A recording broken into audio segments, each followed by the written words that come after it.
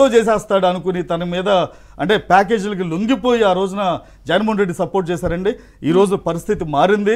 రాష్ట్ర ప్రజలతో సహా ప్రతి ఒక్కరు నాయకులు, వైకాపా నాయకులు, ఈ ఎవరైతే కుల సంఘాల నాయకులు, ప్రొఫెసర్స్, తర్వాత ఇంటలెక్చువల్స్ ప్రతి ఒక్కరిలో మార్పు కనిపించింది. ఆ మార్పు కనిపించింది, ప్రజలు కూడా మార్పు కనిపించింది.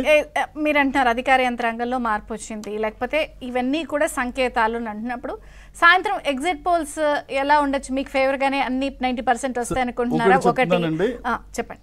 ఎగ్జిట్ పోల్స్ కూడా జగన్మోహన్ రెడ్డి కొన్ని సంస్థల్ని మేనేజ్ చేసి ఎన్టీవీ, టీవీ9, ఆరామస్థాన్ అండ్ ఆత్మసాక్షి, తన ఏదైతే ఉందో తన సాక్షి, వీళ్ళ ద్వారా ఎగ్జిట్ పోల్స్ని తనకు అనుకూలంగా ఈ వ్యూహాత్మక ఎత్తుగడ ఏంటంటే మనం పేదలకి సంక్షేమాన్ని ఇచ్చాము, పేదలు మనకు ఓటేశారు. ఇక్కడ జరిగింది ప్రజలకి ఏం తీసుకెళ్లాలంటే ఓటమిని తట్టుకోలేక ప్రజల్లో ఉన్న, ఎందుకంటే జగన్మోహన్ రెడ్డి ఒకటండి, మొన్న ఐపాక్కి వెళ్ళేటప్పుడు వాళ్ళని కలిసి ఒక చిన్న ఓదార్పులాగా అక్కడ వాళ్ళకి చెప్పాడు, దేశంలో అంటే దేశం ఆశ్చర్యపడేలా రేపు రిజల్ట్ రాబోతుందని. ఇక్కడ గమనించాల్సింది జగన్మోహన్ రెడ్డి కానీ ప్రజలు కానీ ఒకటేనండి, జగన్మోహన్ రెడ్డి ఇక్కడ రాజకీయ పార్టీ నడుపుతుంటే వాళ్ళు వ్యూహకర్తలుగా ఉన్నారు. ఓకే, వెనకాల సర్వేలు చేసి అలానే ఎనాలిసిస్ టీమ్గా వాళ్ళు ఉంటే వాళ్ళు ఇచ్చిన జనరల్గా వాళ్ళు జగన్మోహన్ రెడ్డికి టీం ఏది రేపు రాబోయే ఎన్నికల్లో మనం ఇలా గెలుస్తున్నాం, మనకి ఇలా పర్సంటేజ్ ఆఫ్ ఓట్స్ మనకు వస్తున్నాయి, మనం ఇక్కడ ఇలా ఉన్నామని.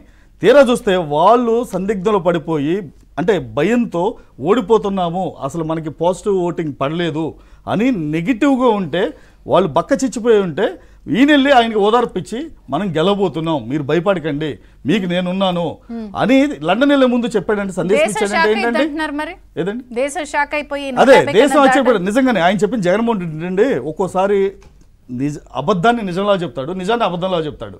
100% అండి దేశం ఆశ్చర్యపడే ఫలితాలు రాబోతున్నాయి.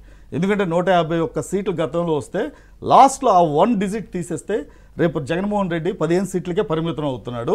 అలానే పార్లమెంట్ సీట్లు కూడా గతంలో 23 సీట్లు తనకి ఇస్తే కేంద్రం మెడలు ఉంచుతాను, అవి ఉంచుతాను, ఈ ఉంచుతాను అని ఎవరో స్క్రిప్ట్ రాసిస్తే బీరాలు పలికిన వ్యక్తి ఈ రోజున మరి ఎవరి దగ్గర మెడ ఉంచుతాడో తెలియదు కానివ్వండి. ఆ 23 సీట్లలో అయితే ఫస్ట్ డిజిట్ తీసేస్తే 3, లాస్ట్ డిజిట్ తీసేస్తే 2 సీట్లతో దేశం ఆశ్చర్యపడేలా 3-4 గంటలైంది లండన్ నుంచి దిగి. సజ్జల్ గారు చేసిన కామెంట్స్ రచ్చరచ్చని క్రిమినల్ కేసు, మరి ఆయన కూడా మీట్ అవుతారు మరి ఇప్పుడు డెఫినెట్ గానండి. ఇప్పుడు వీళ్ళు ఒక జగన్మోహన్ రెడ్డికి ఒకళ్ళు డోలు సజ్జల రామకృష్ణ రెడ్డి, డప్పు పొన్నవోలు సుధాకర్ రెడ్డి అండి.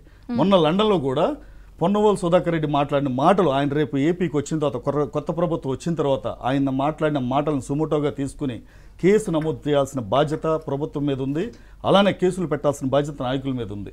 ఎందుకంటే జగన్మోహన్ రెడ్డి అనే వ్యక్తి ఒక ఫ్యాక్షనిస్ట్ అని తనే చెప్పాడు. ఓకే, ఫ్యాక్షన్లో అంటే జగన్మోహన్ రెడ్డి ఆరితేరాడు. రేపు పొద్దున జగన్మోహన్ రెడ్డి తలుచుకుంటే తలలు తెగిపడిపోతాయి అన్నాడు. అంటే ఏ విధంగా సందేశం ఇస్తున్నాడండి? జగన్మోహన్ రెడ్డి ప్రమాదంలో ఉన్నాడని చెప్తున్నాడు. అంటే ప్రమాదం ఎవరి నుండి ఉంది?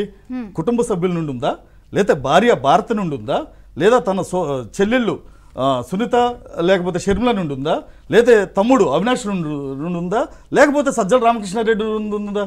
ఎందుకంటే ఇవన్నీ ఎందుకంటే వాళ్ళకి తెలుసండి ఆ భయం ఏంటో, జగన్మోహన్ రెడ్డి అధికారం లేకపోతే ఎలా ఉంటాడో. అధికారం ఉంటేనే వ్యవస్థలను మేనేజ్ చేస్తూ గత 10 ఏళ్ల నుండి బెయిల్ మీద ఉంటూ 3000 వాయిదాలు తీసుకుని జనం మధ్య తిరుగుతున్న వ్యక్తి జగన్మోహన్ రెడ్డి. తను అవినీతి చేస్తూ ఎమ్మెల్యేలని మంత్రులను చేయొద్దంటానికి తనకు ఏ అధికారం ఉంది? ఇప్పుడు రేపొద్దున జగన్మోహన్ రెడ్డి ప్రభుత్వంలో పనిచేసిన అధికారులు రేపొద్దున రేపు రాబోయే కొత్త ప్రభుత్వం ధనంజయ రెడ్డి గారు కూడా రిటైర్ అయ్యారు, కానీ ఎక్కడ ఎక్స్టెన్షన్ వస్తుంది వీళ్ళకి రిటైర్ అయినా సరే వీళ్ళ మెడకి